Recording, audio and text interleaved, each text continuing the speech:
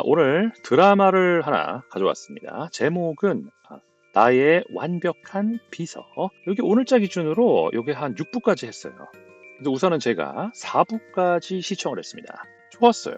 아주 굉장했습니다.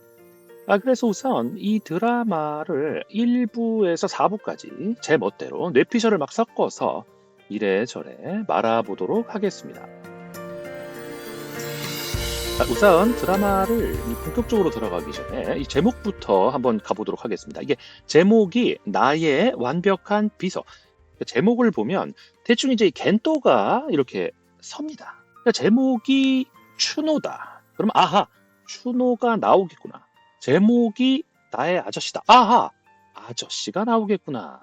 아하, 나의 완벽한 비서라면 비서가 나오겠구나. 어떤 비서죠? 아하, 완벽하겠구나. 그럼 누구의 완벽이냐? 아하, 나의 완벽한 비서구나. 요런 포인트. 약간 제 생각을 좀 넣어본다면, 삐샬. 이 작가님이 원래 제목을 이걸로 설정을 했을까? 이런 것들이 살짝 의문이 들더라고요. 원래는 나의 남자 아니면 내 사랑 실장님 다른 제목이었을 수도 있어요. 근데 이제 이걸 가지고 제작사를 가져갔더니 제작사에서 어머 작가님 근데 요즘엔 이런 제목으로는 안 돼요. 비서로 딱 깔고 발라야 된다니까 말이죠. 하니까 작가님이 저는 좀 유추되고 이런 게 좀 싫은데 아이 정말 작가님 초반에 시청자 못 붙잡으면 작가님 끝이에요. 예를 들면 이런 대화가 있지 않았을까. 왜냐면은 이 제목만으로 유추되는 게 많아서겠죠. 비서하면 떠오르는 게 있지 않습니까? 대충 영화 몇 개가 떠오릅니다. 인턴 아니면은 악마는 프라다 요런 것들 있잖아요. 그래서 그런 데서 몇 개는 차용을 하겠구나. 어떤 장면들은 요런 또 겐토가 선한 게 있어요. 그런 여러 가지 생각들을 가지고 이게 드라마를 들어가 보도록 하겠습니다. 줄거리. 요분 성함이 한지민 씨죠. 요분이 이 피플즈라는 회사의 대표로 나옵니다. 이 회사가 뭐 하는 회사냐? 여기 이제 인력을 이렇게 이제 소개해 주는데요. 저도 처음 알았어요. 이런 회사가 있는지. 근데 이 회사가 무슨 영화 파이란 이런 데 장백지 소개시켜주고 이런 인력 소개서 이런 게 아니고요. 그러니까 A라는 회사가 굉장히 잘 나가는 사람을 영입하고 싶어서 이렇게 피플즈에 전화를 합니다.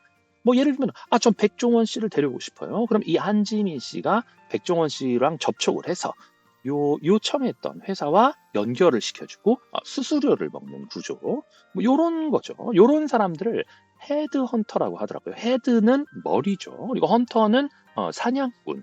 일단 잘 나가는 사람들을 잘 나가는 회사에다가 꽂아주는 요런 회사. 요런 직업이 헤드헌터다. 요거 알고 가셔야 될 것 같고요. 다음 요분이죠. 요분 성함이 이준혁 씨. 요분이 원래 이제 한수전자라고 요 삼전 같은 데인가 봐요. 거기 인사과 출신인데 상사한테 잘려요. 미움을 좀 받아서 이준혁 씨가 요분 이상희 씨 남편이랑 또 알아요. 그러니까 이 이상희 씨는 근데 한지민 씨의 직원이에요. 안 그래도 이 회사의 비서를 구하는 중이었는데 야 잘됐다. 너 회사 잘렸잖니? 잘됐어. 들어와. 너 좋다. 너 좋아. 이래가지고 이준혁 씨가 들어가요. 한지민 씨 비서로. 아하, 그러면 나오게 되는 거죠. 결과가 뭐죠? 나의 완벽한 비서가 누구냐? 아하, 이준혁 씨구나. 요런 포인트. 요게 일부예요. 예, 요게 일부고 한지민 씨가 이준혁 씨를 탐탁치 않게 좀 생각을 합니다. 왜냐면은 일부에서 한지민 씨가 한수전자에 이제 거의 스티브 잡스 같은 사람을 원래는 헌팅을 하려고 했는데 하필 그 회사 인사과였던 이준혁 씨가 이걸 막았거든요. 근데 요런 앙숙 설정 말이죠. 요게 로맨스물에서 남녀의 만남에 굉장히 자주 사용되는 전법이에요. 이게 앙숙 전법. 이게 대부분 로맨스 보면은 처음에 무조건 이렇게 티격태격 서로 사이도 안 좋아. 이게 서로 욕하고 그러다가 서로 사랑에 빠지는 그런 경우. 이런 게 천천히 거슬러 올라가면 이게 언제부터냐? 이게 셰익스피어 때 쓰여지던 전법이에요. 셰익스피어가 헛소동이라는 연극이 있어요. 그분이 쓴 작품. 그러니까 공주님하고 왕자님이 나오는데 서로가 서로를 엄청 욕을 해요. 미워하는데 주변의 친구들의 어떤 농간에 둘이가 서로의 사랑이 빠집니다. 이렇게 서로 욕을 하다가 사랑에 빠진 어떤 바이블. 이것이 바로 셰익스피어 때 사용하던 어떤 앙숙전법. 요게 근데 로맨스에서 굉장히 잘 먹힙니다. 그래서 이 둘이 한지민 씨와 이준혁 씨는 원래 처음부터 서로 첫인상이 안 좋았습니다. 그리고 대사도 치잖아요. 이준혁 씨가 한지민 씨한테 그럼 원래 헤드헌터들은 이딴 식으로 합니까? 뭐 이러면서 양심도 없나? 한지민 씨가 당연히 좋겠습니까? 기분이 직업을 비하하는 것처럼 들리니까. 그런데 그 놈이 내 비서로 왔다. 그러면 그 다음부터는 당연한 수순이죠. 바로 악마는 프라다처럼 가는 겁니다. 이준혁 씨가 제가 뭘 하면 될까요? 됐어. 그냥 이렇게 되는 거예요. 대표님 뭘 하면 될까요? 됐어. 됐다 이거죠. 이렇게 처음에는 싫었다가 이준혁 씨가 또 열심히 해요. 굉장히 열심히 하고 또 떡볶이도 사주고 또 자기가 잘 때는 뭐 차도 여러 바퀴 돌려주고 기름이 좀 나가긴 하겠지만 어쨌든 좀 푹 자라고 이렇게 운전도 좀 해주고 뭐 그러니까 점점 한지민 씨 마음에 이준혁 씨가 천천히 파고들기 시작합니다. 그러면서 이제 그때부터 이어지는 어떤 마카롱 같은 장면들. 마카롱 장면에 마카롱이 달달하잖아요. 달달한데 많이는 못 먹는 느낌이지만 어쨌든 좀 달달한 장면들이 계속해서 이어집니다. 요게 2부, 3부, 4부 요렇게 딱 끝. 여기까지가 줄거리입니다. 그러니까 안 보신 분들은 무조건 방송 보세요. 제 이야기만으로는 뭐 주변에 엄마나 아니면 다른 분들이 나도 그 드라마 보는데 그 드라마 이런 얘기 아니야? 뭐 요 정도 썰풀 정도지 어떤 정서적인 거나 이런 것들은 무조건 직접 시청을 하시기 바랍니다. 와꾸 이 전체적인 이야기의 이제 왁구를 한번 좀 얘기를 해볼게요. 이 드라마 구성이 어떤 스타일이냐면 제가 이름을 지었어요. 이게 알고 보니 전법이라고 그러죠. 알고 보니. 그러니까 알고 보니 전법이 뭐냐면 알고 보니 얘였구나. 알고 보니 쟤였네. 뭐 요런 전법입니다. 그러니까 현재로 시작해서 과거에서 이야기를 가지고 오는 그래서 얘가 나름 상처가 있었고 얘는 과거에 슬픔이 있었구나. 요런 전법. 요게 이제 알고 보니 전법이죠. 요런 왁구가 장점이 있어요. 왜냐면은 이거 진짜 작가님이 마음만 먹으면 요거 백부작가입니다. 할 수 있어요. 미래는 만드는데 한계가 있습니다. 왜냐면은 현재를 미리 까놨기 때문에 이걸 바탕으로 해서 미래를 만들어 가야 되는 거죠. 근데 과거는 상관이 없어요. 그러니까 예를 들면은 남주가 알고 보니 과거엔 여자였더라. 그래도 괜찮아요. 괜찮습니다. 아무거나 가져와도 돼요. 알고 보니 한지민 씨가 전과자더라. 근데 불쌍한 애를 구했었네. 그게 미스백이더라. 뭐 이런 거 갖고 와도 돼요. 요게 알고 보니 전법의 가장 큰 장점입니다. 뭐든 가져와도 돼요. 요 드라마에서도 전법 쓸 게 많죠. 뭐 이준혁 씨가 왜 이혼했는지, 그리고 아내는 누구였으며 별이는 왜 이름이 별인지, 뭐 여러 가지가 있어요. 그리고 보면은 어린 시절의 화제 장면이 한지민 씨와 이준혁 씨가 서로가 겹칩니다. 그러면 이 둘이가 과거에 이 둘이 어릴 때 화제에 서로가 엮여 있었던 게 아니나. 그러니까 알고 보니 어린 시절 둘이 만난 적이 있었더라. 알고 보니 둘 다 산부인과도 똑같더라. 뭐 이거는 과거는 아무거나 가져와도 됩니다. 그게 알고 보니 전법이죠. 요런 왁구로 드라마가 진행되고 있다. 여기까지. 인물 자, 인물을 한번 가볼게요. 자, 우선 한지민 씨. 이분 시크합니다. 일이 너무 많아요. 잘 모르겠지만 이런 헤드헌터 하시는 분들이 이렇게 사람 만나는 직업이니까 웬만하면은 회사보다는 외부에 많이 있지 않을까. 왜냐면 접대도 해야 되지, 사람도 만나야 되지. 이러면 아무래도 외부에서 일이 많을 텐데 의외로 사무실에 굉장히 많이 있습니다. 밤늦게까지 일을 해요. 사무실에서. 그래서 근데 어쨌든 뭐 제가 헤드헌터라는 직업을 잘 모르니까 패스. 그러니까 종일 히스테릭 할 수밖에 없죠. 이런 분들은 밖으로 많이 다녀야 돼요. 그래서 산책도 많이 시켜줘야 되고 바람도 좀 쐬야 됩니다. 예민하니까. 그리고 보니까 기립성 저혈압도 있습니다. 그러면 어떻게 되죠? 쓰러져요. 그러면 옆에 무조건 버틸 게 있어야 됩니다. 그럴 때 나타난 거죠. 요분 이준혁 씨. 이준혁 씨. 요분 대단합니다. 굉장합니다. 굉장해요. 못하는 게 없어요. 다 해요. 거의 뭐 홍반장입니다. 이분이 뭐 눈빛도 굉장히 섹시합니다. 그래서 저는 솔직히 제가 3부쯤 보면서 참 이런 생각을 했어요. 이준혁 씨를 설마 이분이 꽂은 거 아닐까?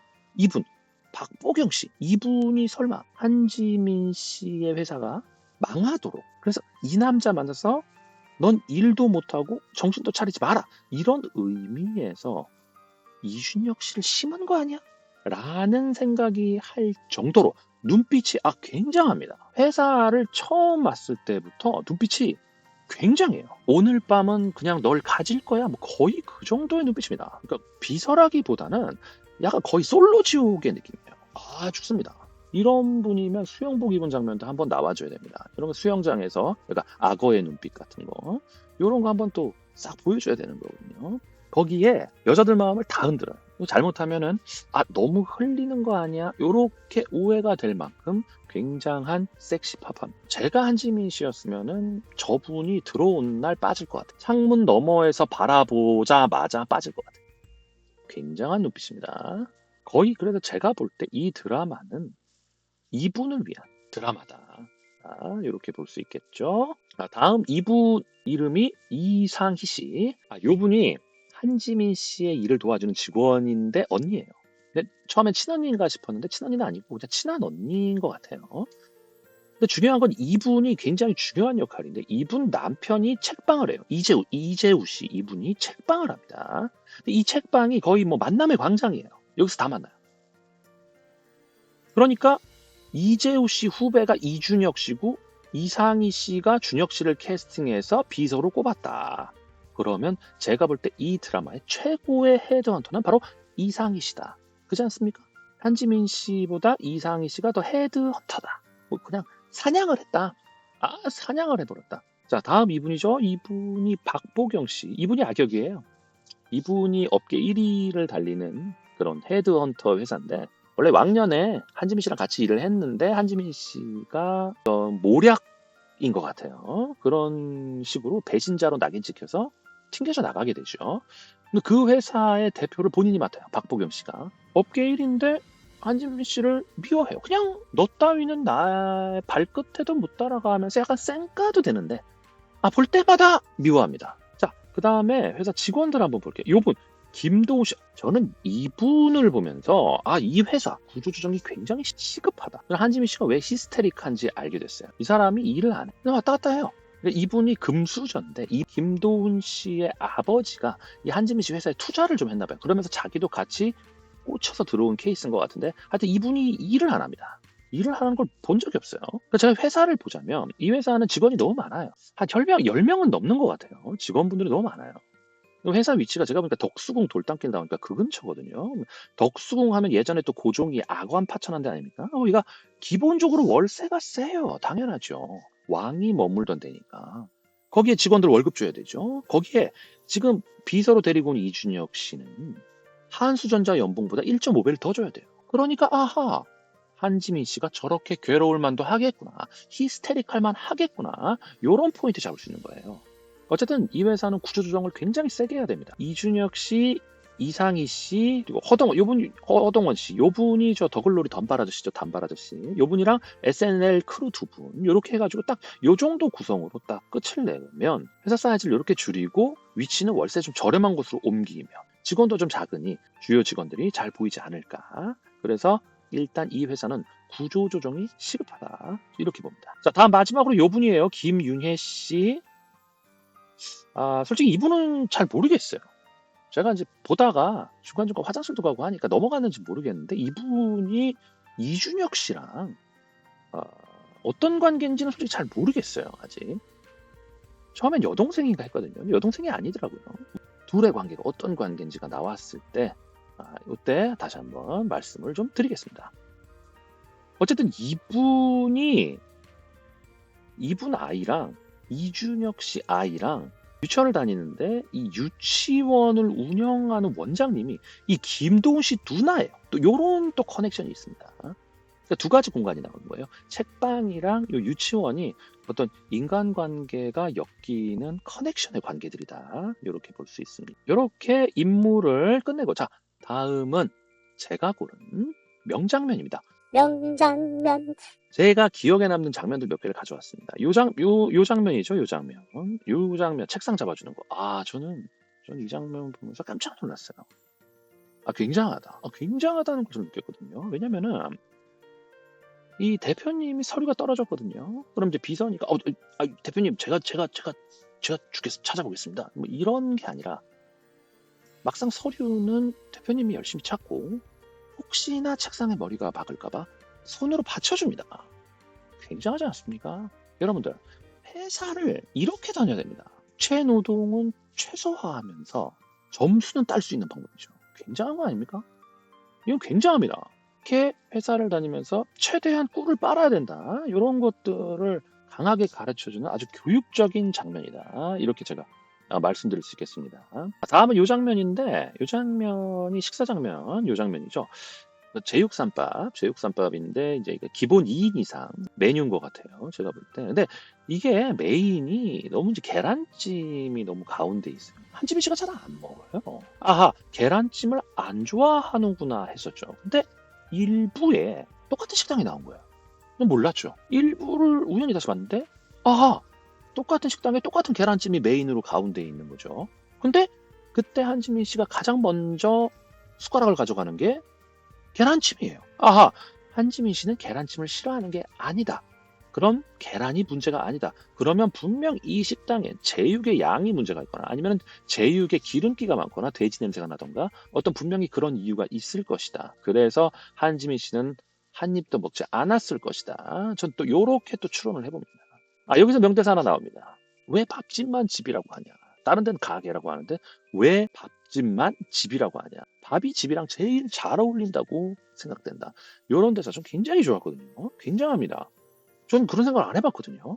근데 가만히 생각해보니까 진짜 그런 것 같아요.